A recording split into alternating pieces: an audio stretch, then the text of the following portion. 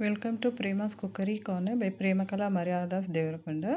నేను ఈరోజు చాలా ట్రెడిషనల్ పాతకాలపు వంట చామగడ్డ వేపుడు చేస్తున్నానండి.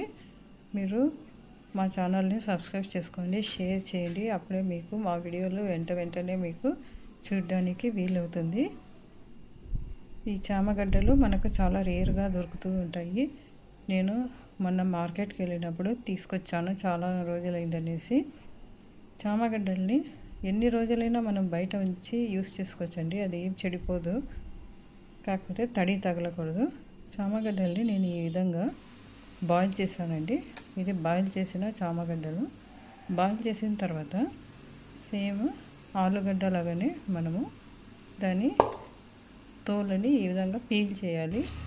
తొక్కలని తీసేసి దాన్ని ఈ విధంగా చిన్న చిన్న చిప్స్ లాగా కత్తితో కోసి